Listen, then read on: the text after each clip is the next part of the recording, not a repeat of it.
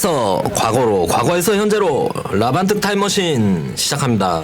와, 오늘 제목이 재밌습니다. 이건 무슨 저희 옛날 좋아하던 무협지 무협지도 아니고 갱스터 무비? 정치 깡패 어버이 연합과 서북 청년단. 아 이거 곽 박사님 근거가 있어야 되는데 이거 명예훼손으로 우리 고발당하면 어떡하죠 우리? 아 그래요? 우리 요즘 고소고발에 신경 많이 우리 쓰는데. 꼼꼼하게 한번 방송해보고 아니다 싶으면 그럼 이렇게 합시다. 업로드하지 맙시다. 제목에 물음표를 넣어요. 정치 깡패? 네. 좋습니다. 정치 물음표. 깡패?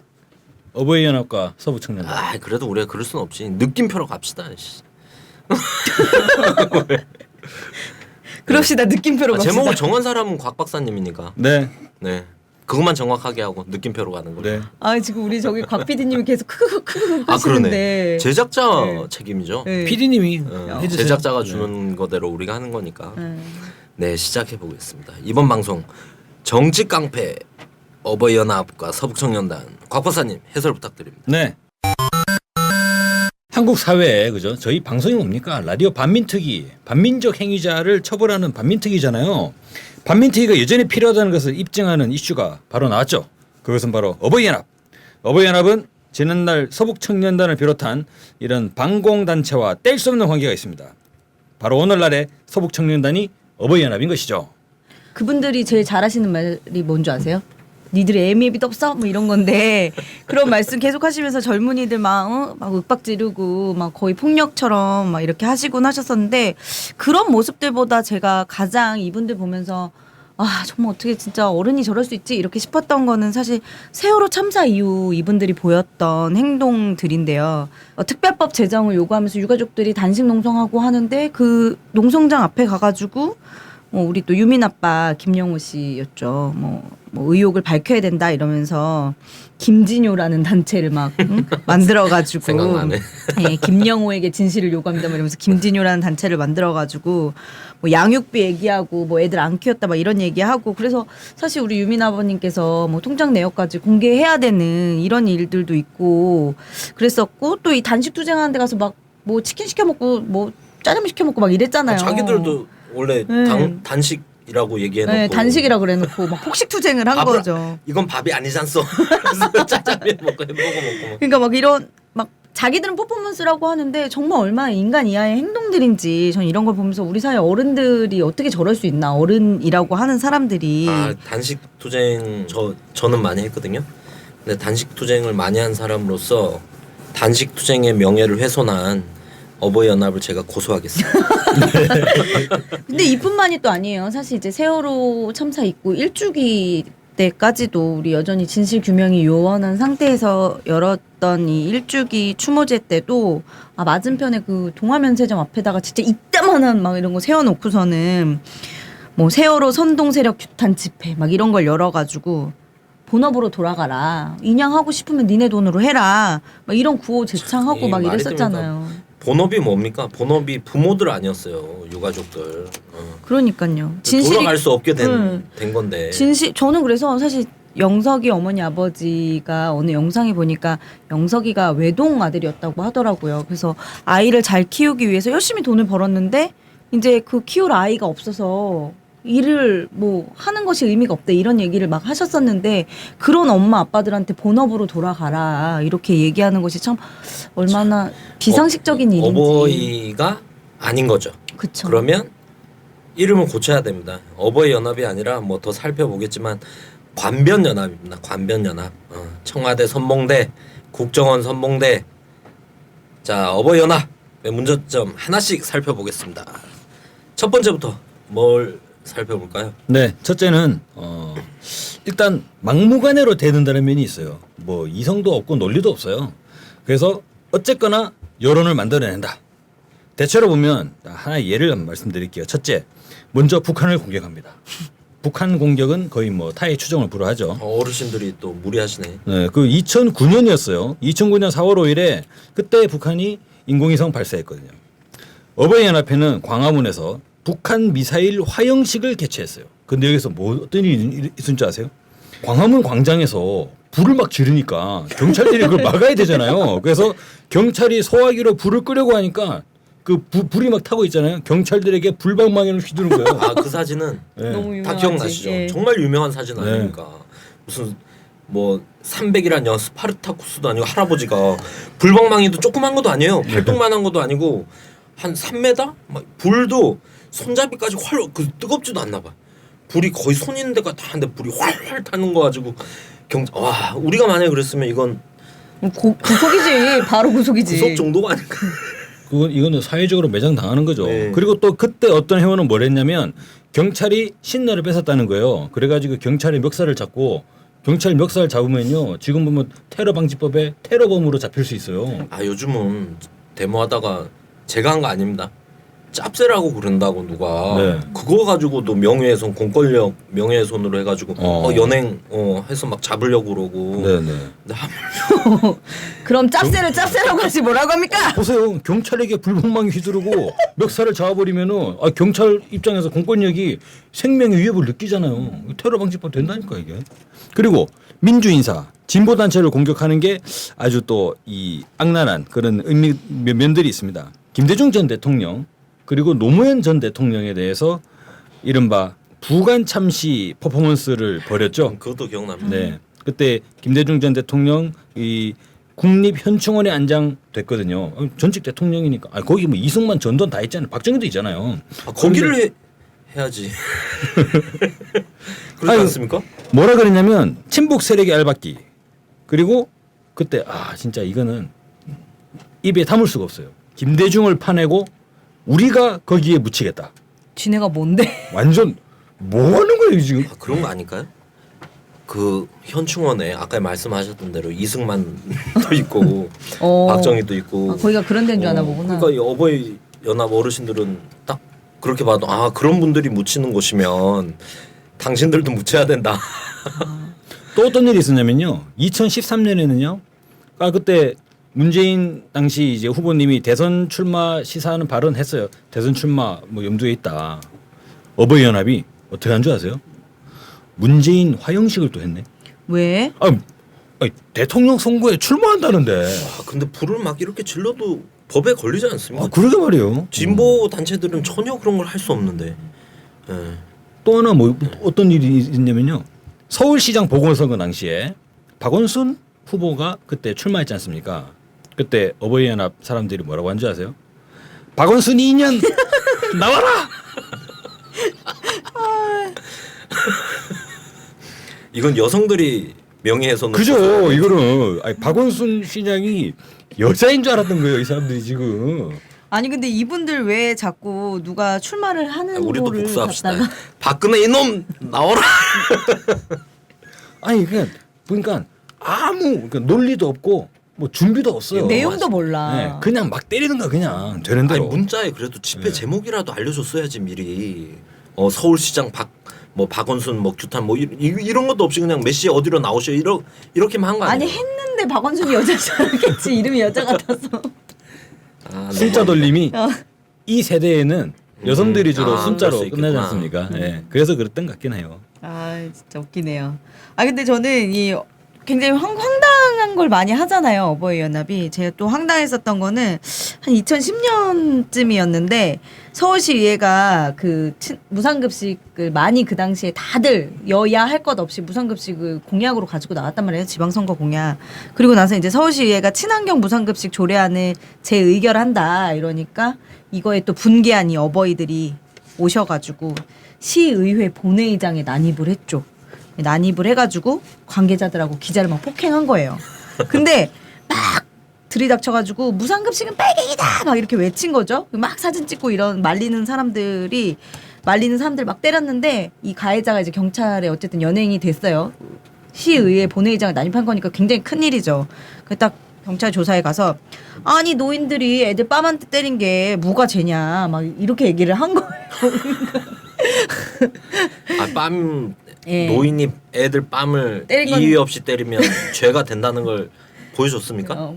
제가 당연히 그것까지는 안 잘 됐겠죠. 모르겠는데 저는 어버이 연합 예. 지금 무슨 처벌을 받아서 감옥 갔다 이런 걸 아직 뉴스로 본 게 하나도 없습니다. 그러니까 자기 지금, 손주들이잖아요. 손주들 그 밥 먹이는 것까지 빨갱이로 몰아가는 게 이게 자, 말이나 되는 일이냐고요. 그러면 이제 관변연합에서 우선 첫 번째 폐륜연합.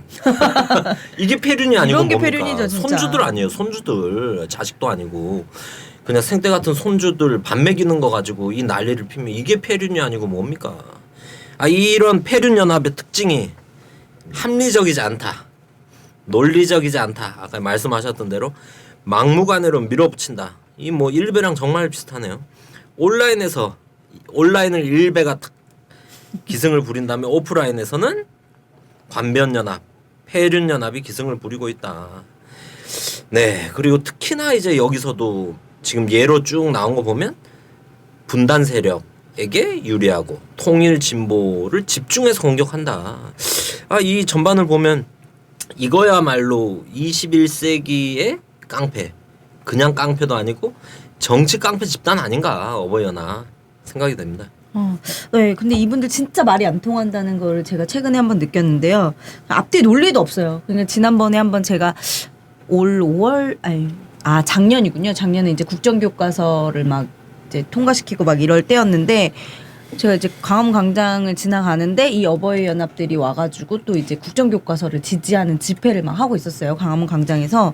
근데 웬 한 여자분이 막 이 사람들한테 이 어버이들에게 둘러싸여가지고 막 카메라를 뺏기고 있는 거예요. 그래서 가서 무슨 일이냐 왜 그러는 거냐 하다가 왜 맞으셨잖아요. 네, 저 맞았는데 저번에 방송 때 얘기하셨잖아요. 왜 이 여자분한테 그러냐 이랬더니 이 여자분이 나 사진 기자다 이랬더니 카메라에 노란 리본이 붙어 있는데 무슨 사진 기자냐 뭐 이게 논리가 없어요. 카메라에 노란 리본 붙어 있으면 사진 기자가 아닌 거예요. 막 이렇게 말이 안 통해요. 그래서 나 어디 사진 기자다 막 이러면서 보여주는데도 말이 안 통하는 거죠. 완전 사람을 피곤하게 하는 스타일들이에요. 네, 이거는 저기 사회자님 아까 말씀하셨는데 이건 하나의 큰 전략 속에서 통일적인 전략 속에서 움직이는 거예요. 그럼요. 어버이 연합이 여기서도 싸우고 저기서 싸움질 여기저기 싸움질하니까 아유 저 사람들은 그냥 막가파 그냥 막 싸움질하러 다니는구만이라고 볼 수 없는 거예요. 가만 보세요. 온라인과 오프라인 딱 나뉘어져 있죠. 그리고 또 뭐가 있냐면요. 보수가 정말 일베랑 어버이 연합만 밖에 없으면 전반 국민적 인식이 어떻게 됩니까? 아유 저 보수 극렬한 저런 사람들은 아무 논리도 없고 이렇게 돼버리잖아요. 그래서 뭔가 대학 교수 그리고 지식인 그런 간판 쓰는 사람들 따로 있어요. 뭐죠? 그게 뉴라이트잖아요. 지식인들이 모여서 뉴라이트를 만들고 뉴라이트들이 담론을 만들어요. 그래서 보수가 뭔가 깊이가 있는 것처럼 보수도 뭔가 이론적 배경과 내용이 있는 것처럼 그렇게 포장을 딱 해놓죠. 포장을 해놓으면 그 포장 속에서 어버이연합과 일베가 여기저기서 불을 막 싸질러 버리니까 이건 하나의 진영 논리가 돼버리는 거예요. 보수 진영의 입장이다. 이런 흐름이 돼버리지 않습니까? 그래서 이거는 결국적으로 보면 친미 보수의 현 단계에서 우리 사회에 대한 공세가 어떻게 펼쳐지느냐. 뉴라이트와 어버이연합이 플러스가 돼가지고 합동작전이다 이거는. 진짜 그러네요. 이번에 어버이연합 배우에 지금 가장 많이 거론된 청와대 행정관 허현준이 네. 뉴라이트 그렇죠. 네. 그 사무국장인가 핵심 출신이었거든요. 시대정신. 근데 말씀하신 게 딱 맞아떨어집니다. 네, 어버이연합 또 어떤 문제가 있습니까? 무엇보다도 바로 폭력성. 네. 폭력성 들 수 있어요. 정치 깡패하면 폭력이죠. 폭력을 쓰지 않으면 깡패가 아니죠. 이게 주요한 사례가 2011년에 그 있었어요. 희망버스. 그러니까 네. 민주노총 김진숙 지도위원이 한진중공업 영도조선소에서 농성하는데 그 지원 갔지 않습니까? 희망버스. 그 자리에서 어떻게 된 줄 아세요? 시민 15,000명이 영도조선소로 이동을 하고 있는데 어버이연합의 행패로 부산시 그 일대에 그죠? 버스가 2시간 동안 중단돼 있었어요. 시내버스가 갈 수가 없었다는 거예요. 그들은 시내버스에 몰려들어가지고 당시에 진보연대의 박서gun 대표의 멱살을 잡고 강제로 끌어내리려고 그 했고, 봤어요. 네. 그리고 롯데백화점 앞에 도로를 막고 시내버스 통행을 가로막았어요. 이거 완전 내란이에요, 내란 이거는. 시민들을 강목으로 위협하고 뭐라 그런 줄 아세요? 버스에 들어와가지고 여기 부산 사투리 안 쓰는 사람들은 전부 다 내리라고. 이게 뭐 하는 거예요? 완전 깡패요 진짜. 부산에는 부산 사투리 쓰는 사람만 사나. 무법지대. 그죠. 네. 근데 저는 무엇보다 경찰이 문제라고 생각해요. 이게 경찰이 이거 수수방관하는 거잖아요. 이런데 막 그 시내버스 막고 있는데도 아무런 대응도 안 하고 쩔쩔매는 막 거죠. 아나무인이 되는 거죠. 아까 우리 불방망이 휘둘렀는데도 경찰들이 막 수수방관하고 막 이랬던 것처럼. 근데 이 당시에도 그랬다고 하더라고요. 언론이 이 어버이 연합이 일방적으로 폭력을 휘두르고 막 무법지대처럼 막 행동을 한 건데 이거 자체를 보수와 진보 간의 마찰 이렇게 왜곡 보도를 했었거든요. 근데 희망버스 건을 보면 경찰이 공권력이 단순히 이 어버이 연합의 그 불법 행위들을 묵인한 건가? 묵인이 아니죠 이 정도면. 사실상 방조를 한 거다. 막 곳곳에 얼마나 잘 막습니까? 희망버스 가가지고 그 한진중공업 응원하고 할 때는 뭐 길 골목 다 꽉 막아 나가지고 집회 못하게 만들고 이동 못하게 만들고. 근데 어버이 연합이 이렇게까지 활보할 수 있는 거는 묵인을 넘어서 공권력의 방조가 없이는 이게 참 어렵다. 불가능하죠. 그래서 정치 깡패 대표적 속성이 이제 폭력성이라고 하는데 우리가 좀 이따 얘기할 이제 서북청년단도 핵심은 이승만 정권의 암묵적인 동의하에 벌어진 거죠. 무지막지한 폭력. 그렇죠. 네, 비슷한 것 같습니다. 이런 게. 예. 근데 뭐 아까 이야기한 뭐 김진숙 지도위원 뭐 지지 방문, 희망버스 지지 방문 이런 거 말고도 이 어버이 연합이 했던 것들 중에는 우리 지난주에 우리 이 방송에 참여해 주셨던 우리 황선 그 희망포럼 대표님과 그 신은미 선생님의 이 토크 콘서트 당시에 익산에서 일베 회원이 황선 테러를 저지른 일이 있었죠. 근데 이 일에 대해서도 어버이 연합이 이 황선 테러를 저지른 사람이 이제 고3의 청소년이었어요. 5군이었는데 이 사람을 이제 오열사 막 이렇게 죽은 것도 아니고. 칭하면서 나 이게 엄밀히 말하면 황산 테러가 아니라 폭발물 테러죠, 그러니까. 예. 그렇죠. 폭발문 테러였죠. 이 오열사로 칭하면서 이 오열사를 아니, 우리 석방하라고. 어버이들 좀 이런 국어적 뭐 사전 지식 뭐 이런 게 좀 정확하셔야 될 것 같아요. 열사는 죽은 사람인데. 예. 그래서 뭐 이렇게 석방을 좀 촉구하고 이것과 관련해서 이제 황선 신은미 씨가 이제 기자회견을 열려고 했었죠. 근데 이 기자회견 당일에 기자회견 예정 장소에 막 찾아가서 막 불질러 버리겠다고 위협해가지고. 그때 제가 같이 있었잖아요. 아내랑 서울 시내에서 다니는 게 걱정될 정도였어요. 왜냐하면 아내도 뉴스에 나오고 저도 나오고 그리고 어버이연합 뉴스에 많이 나온 추선희 사무총장은 뭐 집회 때나 이럴 때 멀리서 저를 보면 달려와요. 때리려고? 진짜로 그래요. 한 대 와서 맞고 맥살 예? 한 대 맞고 고소. 근데 우선 그건 다음 문제고 누가 맞고 싶습니까? 근데 저희는 또 진보 개혁 이런 데는 또 물리적으로 맞대응은 안 하잖아요. 근데 이때부터는 더 걱정이 되는 거죠. 길 가다만 어버이연합이 또 이때는 재정이 좋을 때인 것 같아요. 보통 한 200명, 300명 막 이렇게 몰려 다니실 때니까 어버이연합. 되게 중요한 사건이었어. 그래갖고 한 2달 동안 서울 시내에서 진짜 뭐 007처럼 다녔던 기억이 납니다. 그러니까요. 불을 찔러버리겠다. 이거는 테러잖아요. 테러죠. 그죠? 사전 테러 모의로 잡을 수도 있는 거죠. 그렇죠, 이거는. 소용이 없더라고요. 네. 경찰은 뭐 수수방관이니까. 아니 그리고 사실 제가 아까 앞서서 세월호 그 관련해서도 많이 이 어버이 연합들이 몰려와서 생떼를 쓰고 이랬지만 이때도 정말 많은 폭력을 보였었거든요. 그래서 2014년 7월에는 이제 세월호 참사가 일어난 지 100일 되던 날이었죠. 근데 그때도 어버이 연합이 뭐 나라 경제 좀먹는 세월호 특별법을 저지하기 위한 집회를 열었죠.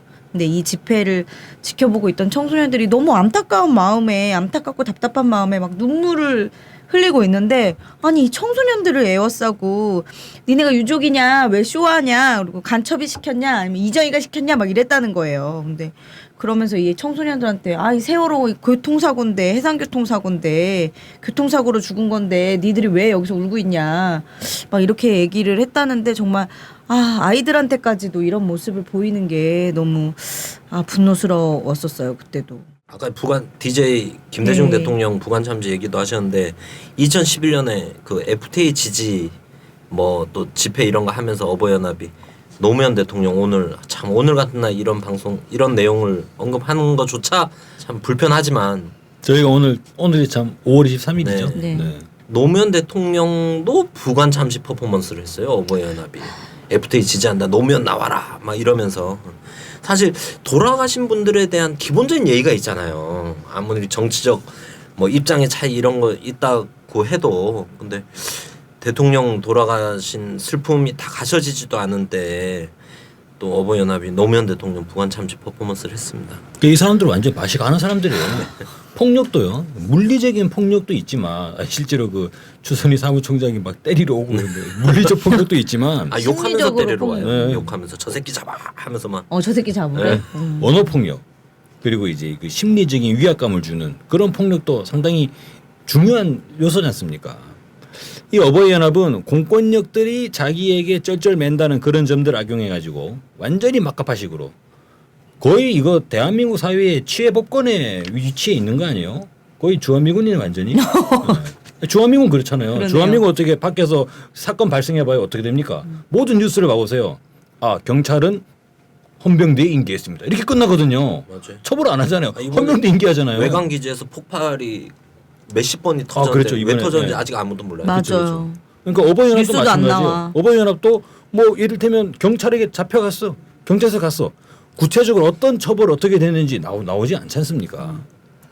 2010년 1월에는 그러다 보니까 어버이연합이 완전 갈 때까지 가는 거예요. 어떻게 됐냐면요. 그때 PD 수첩 그 광화문에서 이 미국산 소고기 반대 집회가 아주 뜨겁게 2008년도에 있었지 않습니까? PD 수첩이 광우병 보도를 했는데 이것이 무죄 판결을 받았어요. 어버이연합이 어떻게 하는 줄 아세요? 대법원장한테 가가지고 대법원장 차에다가 막 계란을 던지고 뭐 했는지 아십니까? 대법원장 화형식을 화형식 되게 꼭 한번 좋아하시네. 불질러 이 사람들은. 예전에 그 90 몇 년도에 정원식 총리 한국 외대 방문했을 때 네. 학생들이 계란 학생들이 예. 도처에서 밀가루. 학생 운동이 완전 네. 그 해 아작이 나버렸잖아요. 그렇죠. 이 말이 되냐. 더군다나 이 계란이지만 한국 사회에서 법조인, 판사, 검사에 대한 위력 시위는 이게 완전 엄중 처벌이잖아요. 그렇죠. 그러다 대법원장을 화형식을 했어요. 와, 이런 용기가 과연 어디서 날 수 있는지. 대법원장이면 법조계에서도 최고 수장이잖아요. 네. 법조계에서 대통령인데. 그다음 뭔지 아세요? 심지어는 경찰도 때렸어요. 2015년이죠. 작년이에요. 역사교과서 국정원 논란이 한창 있을 때 어버이연합 회원이 맞습니다. 해와 경찰서장을 물병으로 맞아요. 폭행을 했다는 거예요. 현행범으로 체포가 됐겠죠. 근데 이 어버이연합이 뒤에서 서북청년도 나오지만 판사도 막갑하고 대법원장도 뭐 눈에 뵈는 게 없어요. 근데 경찰이라고 하니까 약간 좀 수그러드는 게 있어요. 뭐냐면 경찰인 줄 몰랐다. 옷을 안 입어서 정복을 안 입어서 몰랐다. 경찰인 줄 그랬어요. 몰랐다. 야, 그러면 경찰이 아니면 때려도 된다는 논리 아니에요 지금. 아, 그게 무섭네요. 그런 생각을 그런 사고방식을 가지고 있다는 거예요 지금. 그리고 또 뭐인 줄 아세요? 역사교과서 국정원 논란이 있었을 때 어버이연합이 전국 역사학 대회에 몰려갔어요. 몰려가서 뭐라는 줄 아세요? 나쁜 교과서. 그러니까 이제 김대중 노무현 정부 시기에 만들었던 역사 교과서들을 나쁜 교과서로 만들면서 이런 나쁜 교과서를 만든 나쁜 교수들의 본산인 서울대학교, 그죠? 반역자들을 가장 많이 길러낸 이 서울대학교를 폐교해야 된다고. 서울대학교를 없애야 된다고. 이 사람들은 좀 뭐 하자는 사람들인지 아니, 모르겠어요. 서울대 사람들 자존심 있으면 이거 고소해볼 만한 거 아니에요? 이 정도면? 해야죠 이거. 그러니까. 증거도 명백하고. 자, 어버이연합 그 뒷배경이 진짜 웬만해선 이런 행위 이런 말이 참 어려운 건데 대단합니다. 네, 어버이연합 폭력성 계속 더 살펴봅시다. 실제로 어버이연합의 문제점들을 보면 어버이연합의 행동 방식, 활동 방식이 철저하게 반민중적이고 반서민적이라는 걸 알 수 있어요. 그러니까 이게 사람을 회원들의 인간성을 말살해 버리는 그런 면들이 있어요. 어버이연합 이름이 왜 어버이연합이라고 지었겠어요? 왜 어버이예요? 이거는 노인들, 그죠? 즉 그렇죠. 한국 사회에서 취약계층이지 않습니까? 취약계층이고 경제적으로도 어려운 그런 노년층을 파고 들었다는 거예요. 폐지 줍는 노인분들, 저희 뭐 많이 볼 수 있지 않습니까? 폐지 줍는 노인분들의 어려운 처지를 악용해가지고 야 일당 2만 원, 그죠? 아주 값싼 인력으로 동원할 수 있는 이런 사람들을 집회 동력으로 활용한 거예요.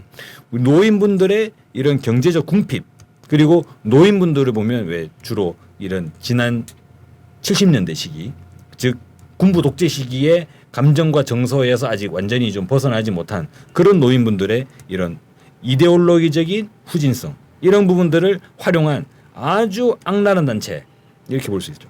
아, 네. 근데 우리가 여기서는 지금 대표적으로 어버이 연합만 얘기하고 있지만 사실 뭐 엄마 부대 봉사단 그리고 뭐 탈북 어버이회 이런 것들도 있거든요. 이들도 좀 한몫하고 있는데 사실 이 엄마 부대 봉사단 같은 경우에는 리퍼트 대사가 피습당했을 때 KU를 빌며 부채춤을 추고 아, 기억납니다. 예, 기억나시죠? 근데 제가 이 엄마 부대 봉사단의 가장 충격적이었던 거는 우리 그 한일 위안부 협상 굴욕적인 이 협상 직후에 할머니들 앞에 몰려가가지고 이제 아베도 사과했으니까 남은 여생 편안히 살라 막 이렇게 하면서 문제가 됐었죠. 그래서 엄마 부대 봉사단의 대표인 주옥순 대표를 어느 신문이 인터뷰를 했는데 거기서 주옥순 대표가 이라는 네. 사람도 세월호 가족들을 맞아요. 그렇게 괴롭혔던. 예, 그렇게 괴롭혔던 분이죠. 이 주옥순 대표가 난 내 딸이 그렇게 위안부로 끌려갔었어도 이제 용서할 수 있다. 이렇게까지 폐륜이네요. 망언을 폐륜. 했었죠. 그 누구야 추선희 사무총장이 안보 강연 한 게 있어요. 안보 강연을 한 게 있는 게 아니라 자주 했죠. 정기적으로. 요즘 또 네. 열심히 하고 안보 다니시는데. 강연을 할 때 이 사람이 묵념을 하자 그래요. 묵념을 할 때 처음에 그 얘기를 해요. 15대 16대 그러니까 DJ 대통령과 노무현 대통령을 지칭해서 15대 16대 이 두 도둑놈을 제외한 대통령들을 생각하며 묵념을 하자 그래요.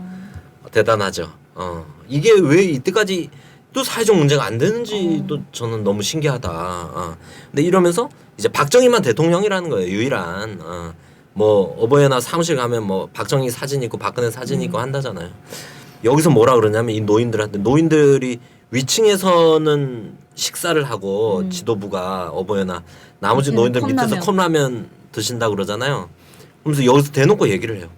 박정희 대통령이 있으니까 우리가 컵라면이라도 먹을 수 있다. 이런 말을 대놓고 할 정도로 안보 강연에서 막 이렇게 한다고 합니다. 그래서 아까 뭐 곽 박사님이 2만 원 얘기하셨잖아요. 2만 원이 어떻게 보면 일반인들한테 그리 큰 액수가 아닐 수 있잖아요. 근데 그 70대, 80대 초반 노인들이 주로 한국 사회에서 최고 극빈층이잖아요. 주로 맞습니다. 하시는 독거 주업이 뭐예요? 폐지. 100만 명 이상의 노인들이 폐지를 줍잖아요. 그 할머니들은 어떻게 생활하시냐면요. 예전에 이제 보도를 봤는데 김밥 천국에 김밥 한 줄 사잖아요. 그것도 올라 버렸어요. 1,500원. 김밥 한 줄을 사면 아점으로 반을 드세요. 반을. 다 안 드시고. 그러다가 이제 오후에 또 나머지 반을 드시고. 그러니까 김밥 한 줄로 하루를 생활하시면서 하루 종일 폐지를 주시거든요. 그러니까 아까 말한 그 주옥순이라는 여자가 동원한 사람들을 보면 또 다 욕을 하긴 뭐한 게 또 같은 노인에다가 여성에다가 또 탈북자예요.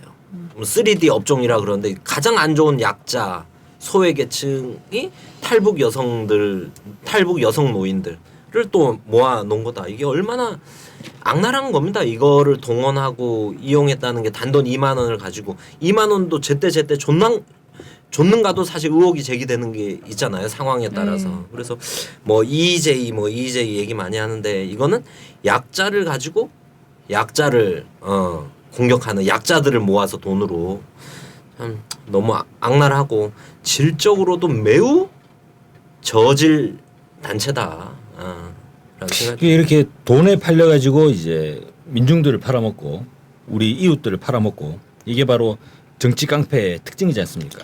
과거로 보면 김두한, 그죠? 결국엔 뭐예요? 정치 우리 뭐 예전에 뭐 드라마 나왔던 용팔이라든가 김두한 있었고 또 유명한 게 이정재, 네네네. 유지광 뭐 많았죠. 전부 다 뭐 한 거예요? 돈에 팔려 가지고 민중을 팔아먹은 거예요. 역대 정치 깡패도 모두 다 그렇지 않습니까? 아니, 실제로 보면은 이 어버이 연합이 어찌하여 그러한 폭력 행위 이런데 나설 수 있겠는가라는 부분을 보면 아니 그 사람들이라고 양심이 없겠어요?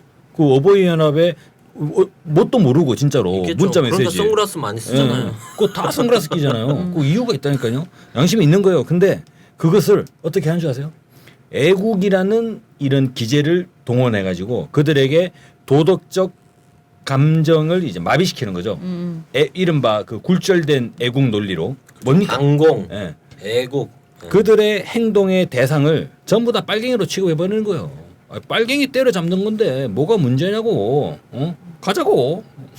애국 같은 수식어는 저희 라반뜨기 이런 데서 쓰는 거 아닙니까? 그렇습니다. 애국 라디오 반민특위.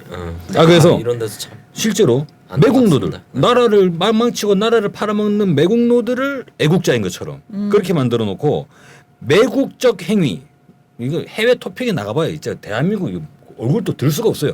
나라 팔아먹는 행위를 애국적 소행으로 이렇게 뒤집어 놓고 있으니까 이 어버이 연합은 사실상 반서민적이고 반민중적이라는 걸 떠나서 이건 반민족 행위인 거예요 이게. 저 일본의 제트케 아까 말씀드렸던 구구단체 볼 때나 독일의 그 나치 네. 뭐 회개하자 그런 거 보면서 참 이해가 안 됐거든요. 21세기 어떻게 저런 일이 벌어질까? 한국에도 일어나고 있어요. 그런데 등잔 밑이 어둡다고 우리나라에 이런 어버이 연합 같은 단체가 생겨버린 거예요. 아니 실제로 보세요. 그 일본에도 혐한유일해 가지고 혐한 정서들을 이게 주동적으로 유포하는 언론들도 있고 그렇다고 해요. 왜냐면 그런 데서 주로 어떤 얘기들 하겠습니까? 대한민국 가봐라. 꼭 뭐 불지르고 이런다.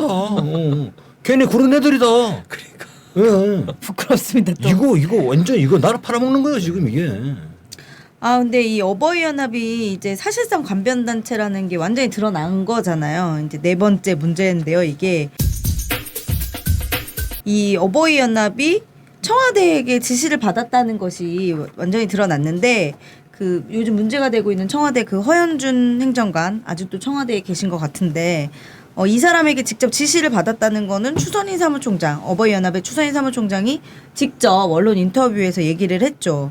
뭐 소녀상 앞에서 집회를 하려던 어버이 연합에게 왜 소녀상 앞에서 하지 말고 정대협에 가서 해라. 허현준이 이렇게, 그랬죠. 직접 지시를 이제 청와대 행정관이 했었던 거죠. 그리고 또 한창권 탈북인 단체 총연합회 대표가 CBS하고 인터뷰를 했던 증언이 있어요. 근데 추선희 사무총장이 툭하면 BH에서 전화가 왔다는 거예요. 그래서 BH가 우리가 블루하우스 청와대라고 하죠. 근데 이게 청와대를 말하는 거라고 딱 얘기하면서 막 나가서 조용히 하라고 하면서 전화를 받고 들어와서는 이렇게 쉬쉬 이러면 이게 이제 VIP한테 전화 왔다 이런 거래요. 근데 대통령 실장인 거죠. 뭐 박근혜 대통령이 뭐 직접 전화하진 않았겠지만 대통령 비서실장이 전화를 했었겠죠. 2013년 14년에 그렇게 했었고 이게 그래서 최소 김기춘 백이다 이렇게 또 얘기를 했고 사실 이제 돈도 많이 받았잖아요. 지금 말이 김기춘이지 대통령 비서실장 백이면 굉장한 거죠. 대한민국에서 못할 게 뭐가 있습니까? 예. 전경련의 배우 지원을 받아서 많이 이제 돈도 받아 드셨죠. 근데 어버이 연합 사무실 운영비가 월 800 정도가 돼요. 그리고 이분이 있을 때 당시에 직원이 12명이었대요. 근데 1인당 100만 원만 잡아도 월 1200. 그럼 뭐 사무실 운영비랑 800. 그러면 2천만 원이잖아요. 100만 원 가지고 그렇게 열성적으로 안 하죠. 비도덕적인 그럼요. 일들은. 예. 그래서 뭐 최저임금은 받고 했겠죠, 이분들. 그리고 이 월 2천만 원 최소로 잡아도 월 2천만 원인데 사무실 운영비가 월 2천만 원. 예, 운영비만 순수 운영비만 월 2천인데 이 사람 주장이 그렇죠. 예. 1인당 그리고 집회 나가면 1인당 뭐 2만 원씩 줬다고 했잖아요. 그럼 이것만 해도 월 2, 3천이 넘는단 말이에요. 그리고 집회 운영비까지 합치면 5천 막 이런데 이걸 어떻게 모았겠어요. 거기 어버이 연합 사무실에 가면은 이렇게 종이에다가 해가지고 회비 낸 사람들 이렇게 적는다고 하는데 그게 실제로 뭐 거기서 거치는 거는 뭐 한 100만 원, 200만 원 정도밖에 안 된다고 하잖아요. JTBC 보도에 나왔잖아요. CJ와 SK 하이닉스가 2013년 8월과 2014년 4월에 각각 1,000만 원과 5천만 원을 어버이 연합에 이것도 참여 계좌를 받았어요. 베델 선교 재단. 그래, 배달 선교. 예, 여기다가 집어넣고 정경련은 2012년부터 2014년까지 이것도 마찬가지로 베델 선교 재단 그 계좌로 5억원 넣었다지 않습니까? 네. 근데 제가 지난번 우리 브리핑에서 이 어버이 연합 관련해서 다뤘을 때 말씀드렸다시피 이 베델 선교 재단이라는 데는 이미 2012년에 네. 문 닫은 네. 간판을 내린 이제 취소가 된 단체죠. 유령 재단인 거죠. 이미 등록 취소가 된 재단이었거든요. 그러니까 이게 완전 돈을 받는데도 차명 계좌 지금까지 뿐만 나온 아니죠. 그 어버이 연합에 들어온 돈이 차명 계좌 하나가 털린 거잖아요. 예, 그렇죠. 근데 현금도 오가잖아요. 그렇죠. 차명 계좌가 털린 게 하나지 수사를 안 해서 모르는 거잖아요. 지금 안에서 그냥 내부 고발로 하나가 틱 나온 거지 차명 계좌가 더 있겠죠.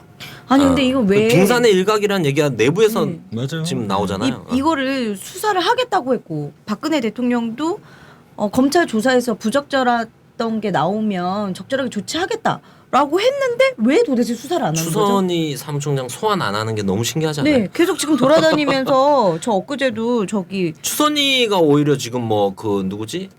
그 SNS에 어버이연합 풍자한 유병재 씨를 작가 고소했잖아요. 고소하고 이게 나라가 왜 거꾸로 네, 갑니까? 또 개그 콘서트에서 이제 그 개그맨 오, 이상훈 맞아 씨라고 맞아 또 한 명. 뭐 돈을 쉽게 버는 방법 뭐 해가지고 이제 어버이 연합 이런 걸 좀 들먹였다고 해서 그분도 좀 고소당하고 뭐 계속 고소당하고 JTBC도 고소당하고 민주당에서 이번에 이제 그 TF를 꾸렸잖아요. 어버이연합의 배우를 캐자 네네. 해가지고 근데 이건 아직 구체적 증거가 나오지 않았는데 청와대 지금 현 민정수석 또 관련이 있을 수 있다라는 의견이 나와요. 이 사람이 민정수석이 됐을 때부터 거액의 자금이 어버이연합으로 들어갔다. 네. 뭐 이런 정황들이 나오는데 뭐 그 구체적인 건 또 밝혀지면 이제 저희가 다루겠지만 정경련이 이 재벌들이 워낙에 뭐 원래 뭐 좋은 일을 많이 하고 이런 데는 모르겠어요. 그런 기관이 아니잖아요. 이 기관이 자기들 사업과 관련도 없는 어버이연합 이런 거액을 정기적으로 넣으려면 정경련 위에 거물이 있어야 되는 거잖아요. 거기서 지금 뭐 청와대 행정관 민정수석이 어떤 자리입니까? 예전에 노무현 대통령 때 그 문재인 씨가 하던 게 민정수석이에요. 네. 뭐 시민단체랑 관계를 소통하고 진짜 소통을 했네 돈으로. 어찌됐든 뭐 이런 사람들 청와대의 배우설이 나오고 또 일각에서는 그 국정원이 어버이연합 집회 피켓 문구 뭐 이런 것까지 관리를 해줬다. 그러면 청와대, 국정원, 재계가 돈을 대죠. 그것도 한국의 뭐 인류 재벌들 손가락에 드는 재벌들이 돈을 대죠. 그 조중동 언론 지금 어떻습니까? 어버이연합이 공격을 받으니까 지금 조용하잖아요. 그 전에는 어버이연합이 하는 거를 좀 부추겨주고 어버이연합의 방향을 제시해주고 경찰은 아까 얘기했던 묵인 또는 방조라고 이런데 뭐 이런 어버이연합이 이 정도 백을 가졌으면 사실 그 해방 전후의 이승만 백보다 더 큰 겁니다. 사실 이거는 거의 한마디로 뭐 대한민국 내 손 안에 있어이다 뭐 이런 거 아니에요 지금. 네, 그래서 뭐 서부 청년단 저희가 워낙 막 작년에 재건이 사건 서부 청년단 입고할 때 저런 단체가 또 나오면 끔찍했잖아요. 사실 일각만 보면서도 좀 더 다루겠지만, 네.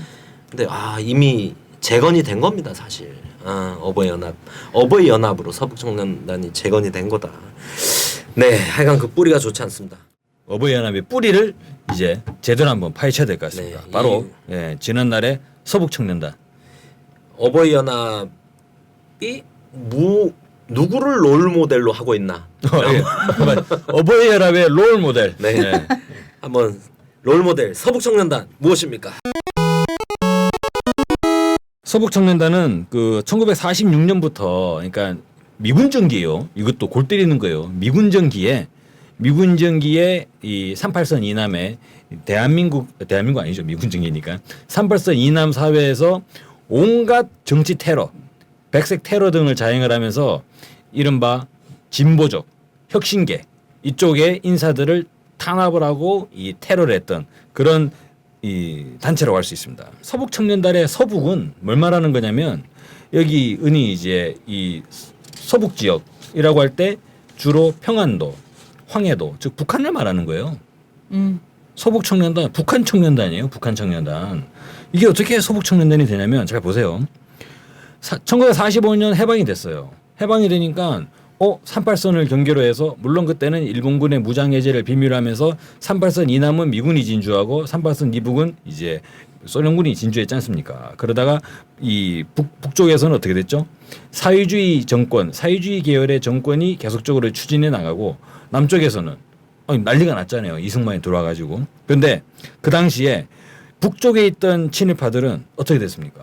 남쪽으로 내려가면 38선 이남으로 내려가면 이승만, 미군정 이쪽이 친일파들을 다시 등용을 해준다더라. 우대하죠. 네. 친일파 우대, 경력자 우대. 경력자 우대. 네, 경력자 우대인 거잖아요. 가산점 네. 50%. 아니 그러니까 어떻게 됐어요? 38선 이북에 있는 사람들이 전부 다 남쪽으로 내려온 거예요. 그러니까 잘 보세요. 북한에서 사실 뭐 그런 주장하지 않습니까? 우리는 친일과 다르다 뭐 이런 주장하는데 우리가 예전에 보면 그 2차 대전 이후에 프랑스에서 나치 부역자들을 뭐 1,000명 단위로 1,000단위로 죽였어요. 프랑스에서 다 죽여버렸잖아요. 근데 한번 보세요. 북한에서 만약에 그런 친일파들을 몇천 명씩 죽였다 그러면은 아니 남쪽의 보수 세력이 그거 가만두겠어요. 거의 뭐 킬링 필드 이러고 뭐 완전 뭐 하나의 인종 청소해가지고 난리 났을 거예요. 근데 사실 그런 부분들이 그렇게 부각되는 부분은 없거든요. 왜 그렇게 되냐면 북쪽에 있는 친일파들은 전부 다 삿발선 밑으로 내려온 거지 않습니까? 대한민국 내려온 사람은 뭐죠? 서북 출신의 이 38선 밑으로 내려온 그러니까 사회주의를 피해서 그래서 미군정과 이승만의 친일파 우대 정책에 합류하기 위해서 서북 출신에 내려온 사람들이 결성한 게 서북 청년단이잖아요. 이 사람들이 어떤 생각하겠습니까? 당연히 자기들이 북한에 두고 왔던 땅, 북한에 두고 왔던 재산 얼마나 이 목이 마르겠어요. 집요하겠어요. 아프지, 지금. 예. 그래서 어떻게 했습니까? 어쨌거나 이승만 정권이 제대로 서야 된다. 그러면 혹시나 우리가 38선 위로 밀고 올라가 가지고 내 땅 그리고 내 재산 되찾지도 모른다. 그 논리가 그렇게 되잖아요. 그러다 보니까 예, 우익을 위한 정치 테러, 온갖 학살 만행을 전면에 나서게 된다. 나중에도 뭐 기독교와의 연관성 뭐 서북 청년단 얘기를 그죠. 다루긴 할 텐데 그 서북 지역 옛날부터 약간 유배지 같은 느낌이 있잖아요. 그러다가 그렇죠. 하다 보니까 조선 시대 말기부터 해서 뭐 상공업이나 뭐 이런 데 종사자들이 유독 빨리 발전한 거예요. 네. 뭔 얘기냐면 제도적으로 봤을 때 자본주의에 좀 더 민감했던 네. 왜냐면 맞습니다. 그 조선의 이런 봉건적 제도가 빨리 바뀌길 바라는 사람들이 좀 많았다. 그러니까 그리고 실제로 이제 일제 강점기에 네. 일제 식민 지배 정책이 그죠? 남쪽은 일본군의 식량 기지와 그리고 북쪽은 이제 이 만주 출병 그리고 이제 중국 대륙으로 전쟁을 쳐들어 나가는 군수 기지와 이렇게 정책이 돼 있었으니까 북쪽 지역의 상공업이 발전할 수밖에 없었겠죠. 그래서 이제 친일파라서 내려온 것도 있지만 재산가들이 좀 많았던 거죠. 서북 네. 지역에 재산가들이 많았고 좀 큰 재산가들 이 사람들이 이제 사회주의 북한은 소련이랑 사회주의화 된다 하니까 덜컥 겁이 나죠. 이 재산을 어떻게 할 거냐 들고 좀 다 내려온 이런 것도 좀 같은 요인으로 있지 않나. 네, 맞습니다. 종교인들도 그때 뭐 개신교 많이 내려오게 됐어요. 그래서 이런 서북 그렇죠. 그런 자본주의 문물을 빨리 받아들이다 보니까 기독교도 동시에 같이 좀 선도적으로 받아들인 게 서북 지역이다. 그러다 보니까 이제 주류가 이제 서북 지역 청년단 그게 많았고 그래서 서북 청년단들이 이제 어떤 활동을 했는지 또 한번 말씀해 주시죠. 네, 한번 그 당시에 이게 뉴스타파에서 쭉 이제 그 영상을 다큐를 제작한 게 있어요. 그 미군정이에요. 중요한 사실이. 한마디로 말씀드리면 미군정 그리고 이승만 정권을 반대하는 세력을 백색 테러로 무자비하게 공격을 했다. 어머 이거 어버이 연합하고 똑같네요. 어버이 연합도 요즘 미국하고 박근혜 대통령에 반대하는 세력에 막 파괴하고 다니잖아요. 이상하게 겹친다니까 네, 진짜로. 그러니까 이게 사실 이 어버이 연합이 이 박근혜 대통령이 반대하는 모든 세력에게 다 일침을 가하잖아요. 유승민 원내대표 사퇴하라고 집회하고 그렇죠. 김무성 거기도 옥새 들고 몰려가지고. 튀었다고 집회하고 이게 김무성도 여야를 가리지 않는다니까요. 그냥 박근혜 대통령이 반대하면 무조건. 그리고 아까 제가 얘기한 것처럼 미 대사 얼굴에 이 피살이 아니라 뭐 자상? 피습 당했다고 네. 부채춤 KU-기원 부채춤 열고 막 이런 거 보니까 똑같네요. 어버이 연합하고 서북 자 한번 청년단. 살펴봅시다. 1946년 8월 21일이래요. 그때 경성 방직 공장이 파업 투쟁을 하고 있었는데 거기에 쳐들어간 거예요. 서북 청년단이. 방직 공장이니까 주로 여공들만 있었을 거잖아요. 작살 났을 거 아닙니까 그냥. 근데 왜 파업하는 데를 왜 들이닥쳐서 그러니까 해산했어? 미군정의 처우가 너무 안 좋다는 어. 거죠. 해방이 됐는데 왜 아니 일제 시대만도 못하냐는 거죠. 난리가 난 거죠. 이때는 방직 공장이 지금 그냥 여러 가지 공장 중에 방직 공장 하나 이런 게 아니라 그 경성 방직 그리고 동양 방직해서 파업을 주도했던 데인데 이 공장들이 당시에 지금 민주노총의 완전 원조인 거죠. 전평이라고 있어요. 그 전평의 주력 단위였어요. 그러니까 이 공장 하나를 공격하는 게 아니라 이 공장이 주력이 돼서 추진되고 있는 그 노동자 조합 조직을 노조를 파괴한 거구나. 전체 그 전평이란 조직을 와해시키는 이제 주요 딱 타겟이었던 거죠. 이 여기 방직 공장이. 그럼 이걸 요즘으로 치면은 저기 울산의 현대자동차를 그런 쳐들어가는 급이죠. 당시에는. 예. 아. 그래서 이 사람들이 그해 11월 46년 11월에 서북 청년회를 결성을 합니다. 그러더니 47년부터는 이제 인천 지역의 파업 중인 공장들을 습격을 했는데 이때 보세요. 이게 미군정과 뗄래야 뗄 수 없던 연관이 있다는 거예요. 당시 미군이 뭐라 그랬냐면 서북 청년단의 테러를 두고 정의의 철퇴. 예. 그러니까 인천 지역에서 미군정을 반대하는 파업 투쟁들이 계속 일어나고 있는데 여기에 가서 정의의 철퇴를 내렸다라는 거예요. 이승만의 응원보다 더 든든하네요.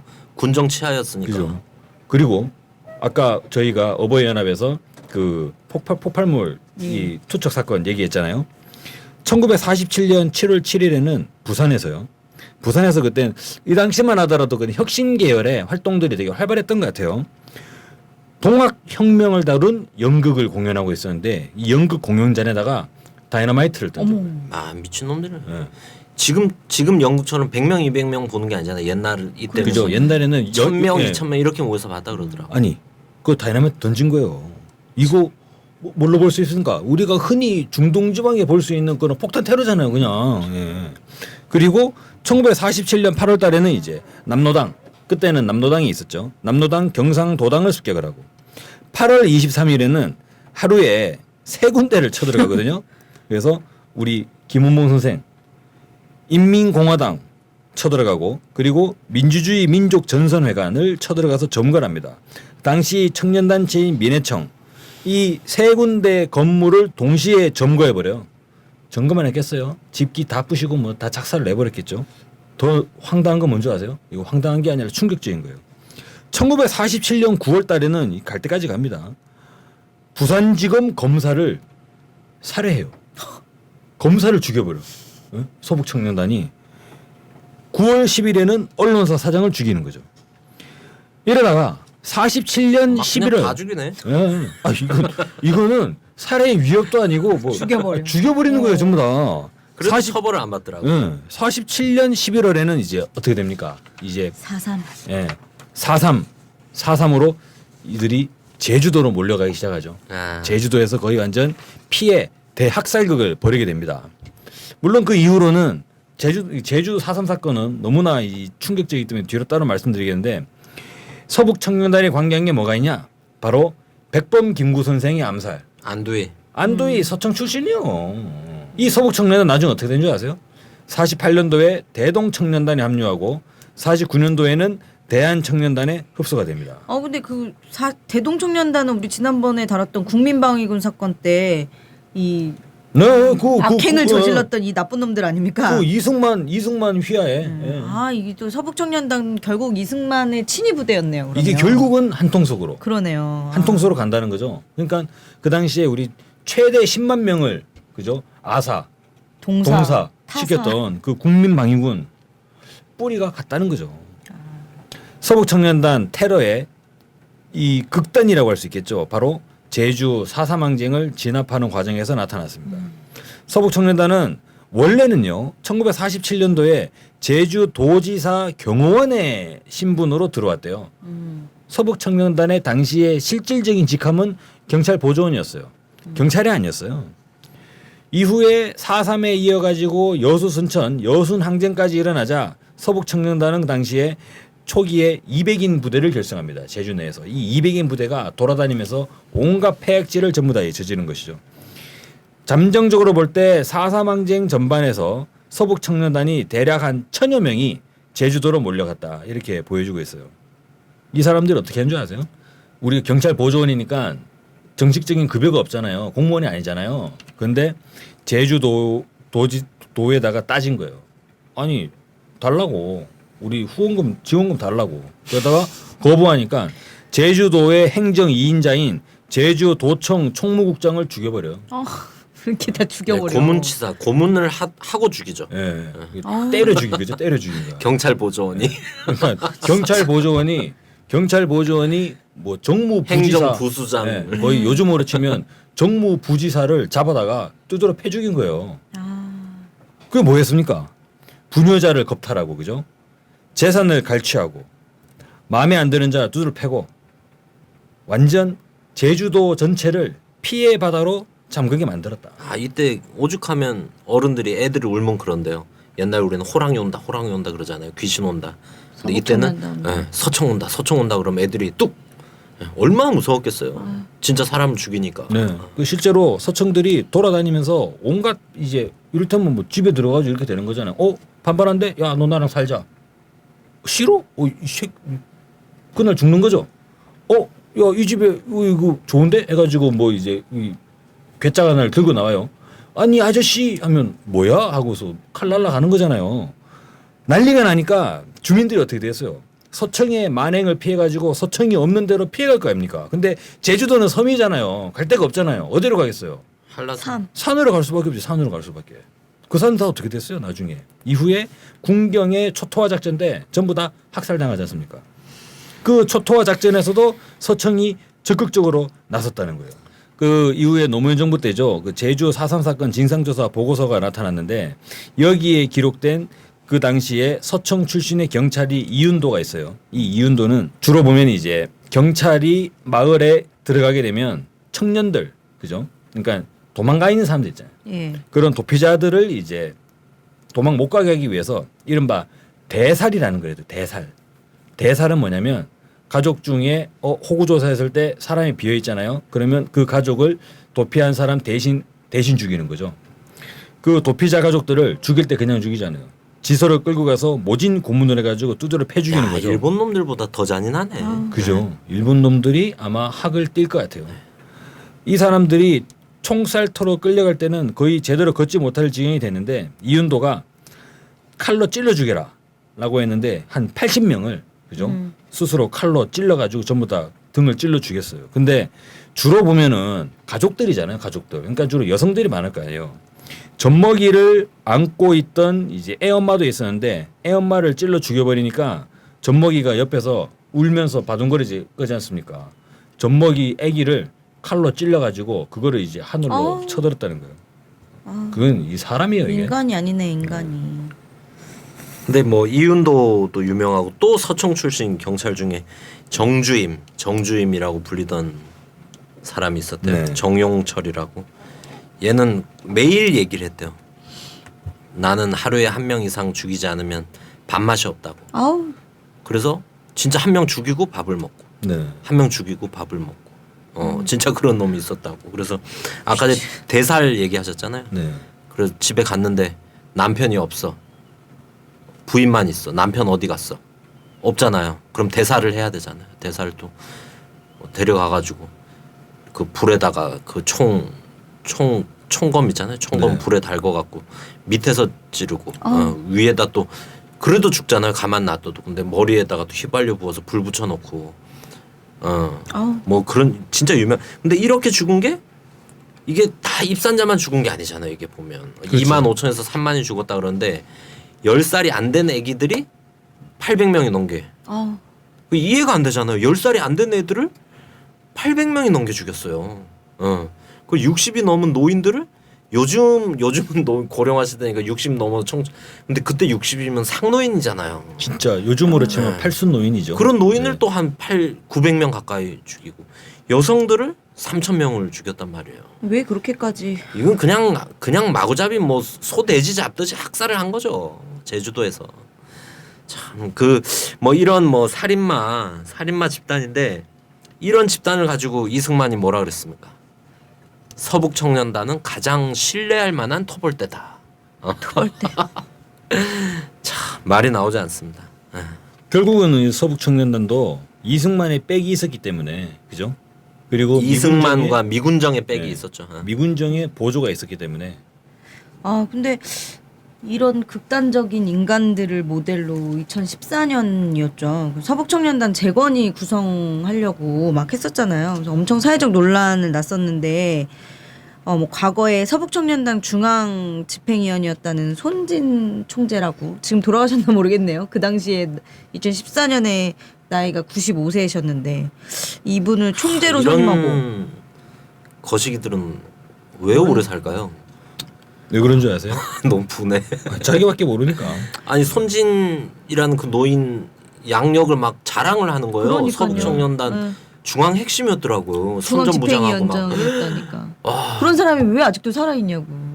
그러니까 독일이나 이렇게 청산했던 나라들 같으면 이런 인간은 어떡하겠어요. 지금이라도 가가지고 100년형 때리지.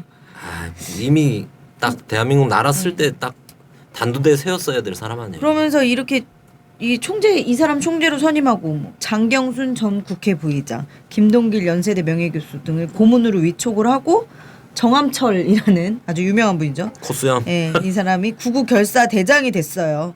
근데 이 사람들의 행동도 역시 서북청년단을 빼다 담았죠. 그래서 김동길 그 연세대 예. 명예교수 예. 그 사람 또 유명하잖아요. 노무현 대통령 서거하시고 이 사람이 서거하시기 전에 그랬어요. 아니 대통령이 이랬으면 자살을 하든가 빨리 이걸 글을 썼어요. 공개적으로. 맞아요. 그냥 그런 인간들끼리 모여가지고 그리고 또 아까 우리 이 안두희 씨가 이 서북청년단 출신이라고 했었잖아요. 이 안두희가 저질렀던 이 백범 김구 선생에 대한 암살을 의거로 막 치켜 세우면서 또 세월호 노란 리본 시청광장에 있는 거를 자기들이 철거하겠다며 막 나서고 막 이런 일도 있었죠. 그리고 이 사람들이 서울 청소년 수련관이라는 데서 이제 총회를 하겠다고 대관을 했는데 이제 수련관 측에서 이 실체를 알고서 이제 행사를 좀 불허를 한 거죠. 그랬더니 이제 막무가내로 막 밀고 들어가가지고 그렇죠. 불허를 했는데 이름만 들으면 예. 헷갈리잖아요. 오보연합 얼마나 그러니까. 좋습니까? 그래서 막 막무가내로 밀고 들어가가지고 직원들하고 막 몸싸움을 벌이고 막 행세를 강행한 거예요 결국. 그래서 행사 하루 전에 방해한 게 종북 세력 방해 공작이라고 막 이렇게 했었죠. 근데 이 일을 막 저지하는 수련관 직원들한테 니네 특수부대 맛 좀 봐야 되겠다 막 이러면서 위협하고 막 이런 일들이 있었죠. 예전에 그거 생각나요. 그 국정원 앞에서 그 세월호 청문회를 개최한 네, 적이 제가 그때 갔었는데 그 앞에 맞은편에 이 주로 보수 단체들이 와가지고 계속 방송을 하는데 삼청 교육대 맛을 봐야 된다고. 그 하얀 바지 입고. 예, 우리한테. 그러니까 저 사람들은 대한민국에 적응을 못하는 사람들이고 북한으로 가라고 삼청교육대에 보내가지고 삼청교육대 맛을 봐야 된다고 얘기를 우리가 할 하는데 얘긴데 그건.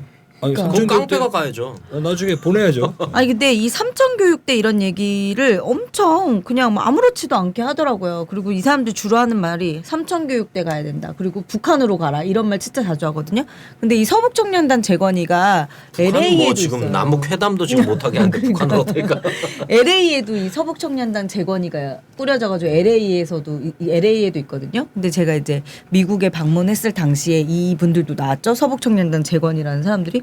아 근데 자꾸 북한으로 가라는 거야. 그래서 아니 나는 접경 지역에 살았는데 지금 남북 관계가 하도 불안해서 불안해서 못 살겠다는데 왜 도대체 저한테 북한으로 가라는 거냐고 그랬더니 너 북한 좋아하니까 북한으로 가. 그래서 저는 북한이 좋다고 말한 적이 없는데 왜 북한으로 가라는 거죠? 이러면 북한으로 가라 계속 그러는 거예요. 그래서 논리도 없고 아무 이유도 없이 그냥 계속 북한으로 가라고 하더라고요. 이분들도. 그래서 아무튼 막 그러면서 막 그 삼청교육대 특수부대 이런 얘기 많이 하시고. 그 어버이연합 한참 그 신은묘 항선 그걸 한참 저희가 공격받고 막 이럴 때 같이 있던 이제 원로 통일 선생님께서 연세가 많으시죠.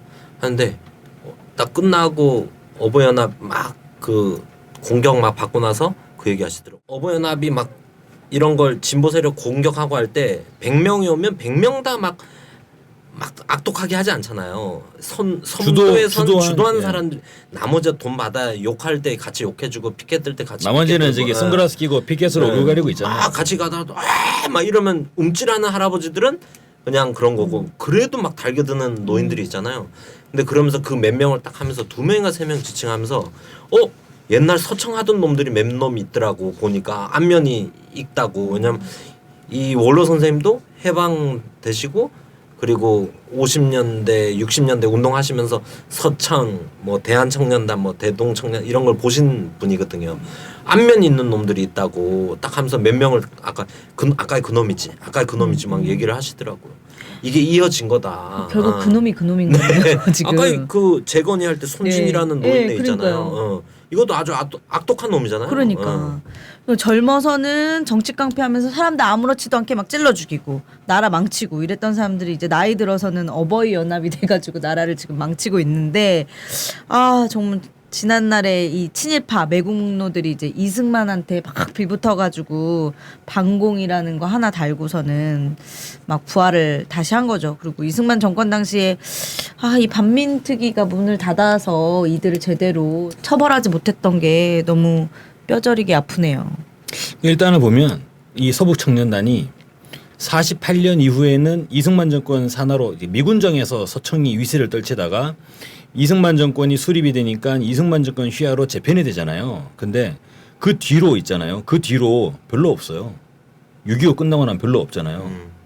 6.25 전쟁 때 인민군한테 거의 뭐 이제 그렇게 됐다고 하더라고요. 그러면 이제 북한 입장에서는 그 뭐 이를테면 막 직결 처형하고 막 이렇게 막 죽여버렸을 거 아니에요. 총살하고 나중에 국군이 또 밀고 올라갔을 때 또 보복 살해 이런 과정들이 있었는데 그 당시에 거의 이제 목이 달아나고 저희 학살을 당해버리니까 이 뒤로는 서북 청년단이 일정하게 계속적인 그런 정치 세력을 만들면서 활동을 하지는 못한 것 같아요. 전체적인 흐름은 그렇게 되는 거죠. 그러니까 46년부터 6.25 전쟁까지의 그 짧은 기간에 이 이승만 정권을 만들어내고 미군정을 강화시키는 더러운 짓거리 전부 다 한 거잖아요. 이 서청이. 그러다가 결국에는 이제 유명무실하게 돼버렸는데 지금 이 서청의 잔존 세력들이 어떻게 됐을 것 같아요?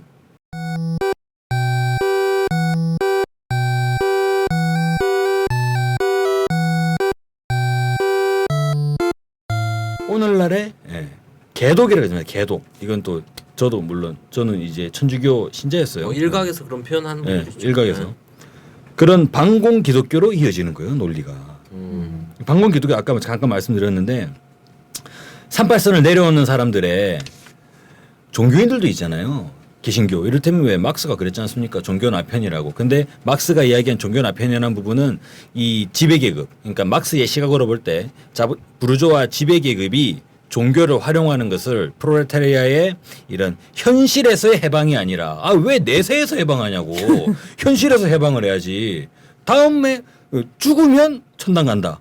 이게 하나의 아편이다. 이렇게 이제 이야기했던 건데 그것을 절대화한 나머지 사회주의면 전부 다 종교인을 전부 다 박해하지 않겠냐 이래가지고 다 내려왔다는 거예요. 그 당시에 서청 인물들의 상당수도 기독교도들이었다. 뭐 이런 얘기들이 있는데 이들이 이승만 정권의 우익 테러에 합류하게 되면서 나중에 뭐 6.25 전쟁을 겪으면서 다 작살나지 않습니까? 다 작살나면서 이후에는 목회자로 변신을 해요. 아니 근데 기독교 10계명에 살인하지 말라는 게 10계명 중 하나 아닙니까? 그 목회자로 몇 명만 변신한 주류가 사실 그랬던 거예요.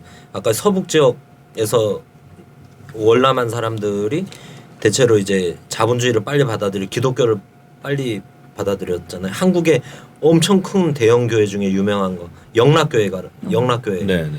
거기 이제 초대 목사가 한경직. 네. 한경직은 그렇게 공개 석상에서 그렇게 얘기했어요. 영락교회 청년회를 만든 거예요. 와서 영락교회 청년회를 중심으로 서청을 만들었다라고 본인이 그렇게 얘기를 해요. 그리고 회고를 하면서 뭐라 그러냐면 제주도 폭동을 우리 영락교회 청년회가 주축이 돼서 진압했다라고. 아니 그럼 이 사람들은 실질적으로 하느님을 섬기는 사람이 아닌 거네요. 근데 약간 그런 거죠.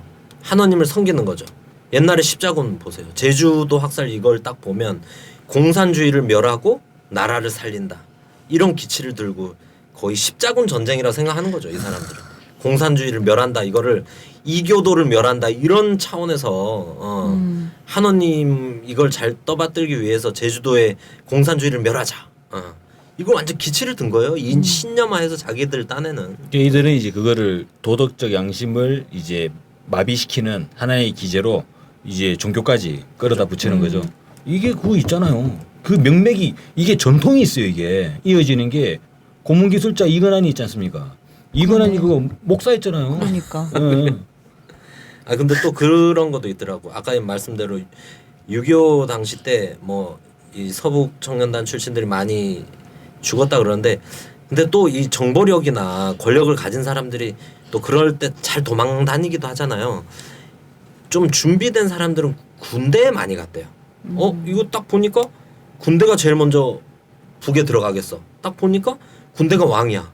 점점 원래는 경찰이었는데 점점 군이 강해지잖아요. 이러면서 군대에 많이 들어가고 그래서 5.16 쿠데타 때 박정희랑 같이 움직였던 주축의 장교에 서청 출신이 엄청 많다 그러더라고요. 네. 그래서 그런 식으로 살아남아서 그 소망교회 이명박 때 네. 소망교회를 만든 사람도 영락교회랑 어머. 똑같아요. 아니 다른 목사인데 서청 출신 목사. 어머 어떡해. 금난교회 저기 김홍도 아버지도 뭐 그런 서청 소리 출신. 있더라고요. 어떡해. 정말. 썰인데 확인해 봐야 돼요. 아 그래서 실질적으로 요즘에 보면 한국 기독교 청년회 한기총 있잖아요. 거기도 좀 약간 골 때리는 면이 있어요. 거기도 논리가 없어. 논리 없어요. 그냥 뭐 좀 말 나오면 북한 가라. 완전히 극렬한 극우익 집단이잖아요.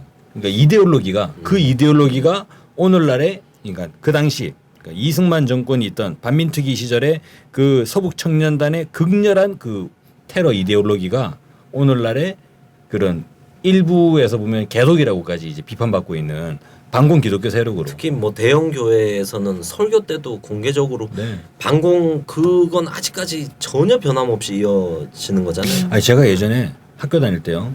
우리 실험실 선배님이 독실한 기독교 신자인데 계속 저만 보면은 교회 가자는 거예요. 교회 가자고. 그래서 한번 가줬거든요. 한번 가줬는데 아 설교가 너무 골 때리는 거예요. 그때가 부시가 이라크 전쟁 해가지고 쳐들어갈 때였거든요. 목사가 뭐라고 설교하는 줄 아세요? 이 지금 우리의 이 장병들을 저 장병들을 이라크 전선이 아니라 북으로 보내가지고 우리 북에 있는 이제 주민들을 전부 다 기독교로 교화시키는 대로 이제 활용해야 될 것입니다. 그래서 하나님 아버지 저 미국 장병들을 구보 살피소서. 그러니까 이라크를 작살내고 북한으로 쳐들어가야 되니까 미군 장병들 한 명도 다치지 않고 전부 다 건강하게 돌아올 수 있도록 구보 살펴달라고 이제 막 기도를 막 하는 거예요. 저도 아니 그래서 제가 물어봤거든요. 목사가 마음에 안 들어가지고 나 교회 안 가겠다고. 근데 그 선배가 뭐라는 줄 알아요? 목사님이 특공부대 출신이라서 그래. 아 근데 이상하잖아요. 보세요.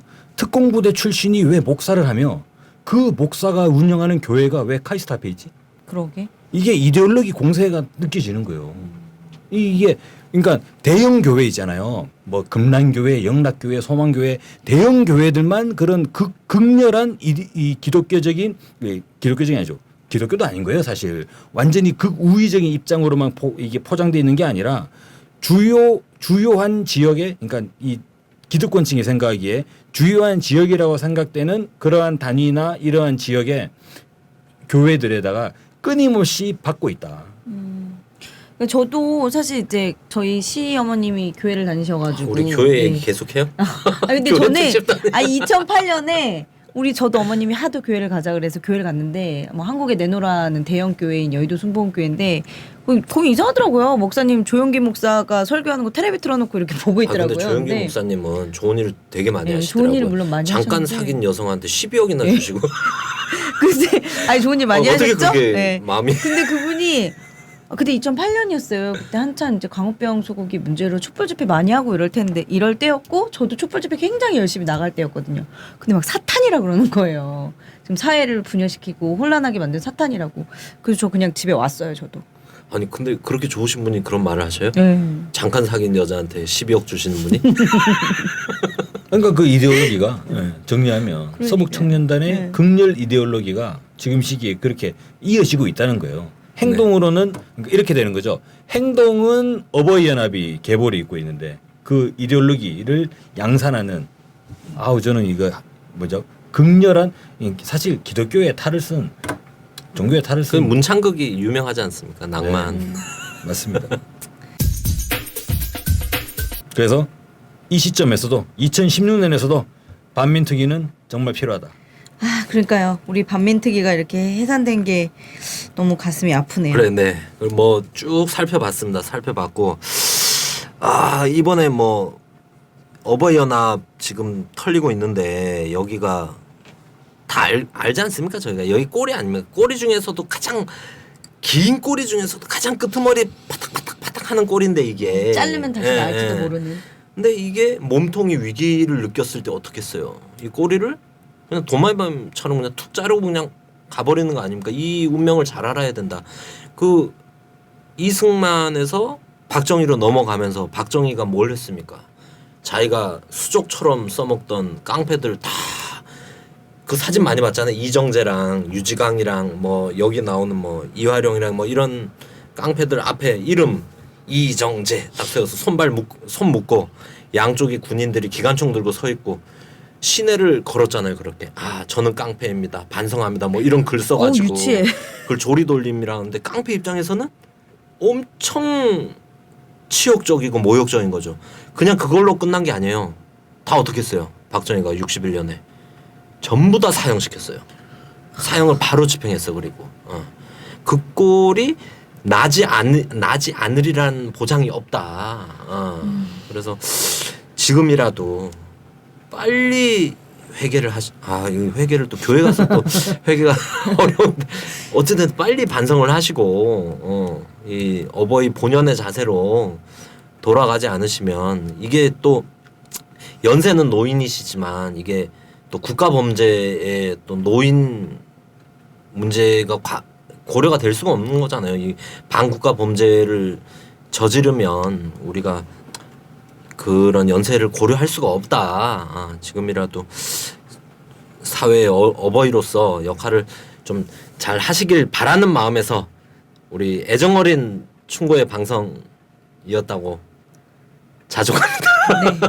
그래서 우리 어버이 연합 분들이 이정재처럼 조리돌림 당하지 않으시고 이정재처럼 법정에 서지 않으시려면 하루빨리 바른 마음으로 사시길 바라며 라디오 반민특위 이 방송을 들으셔야 할 텐데. 정치 깡패 편을 마치겠습니다.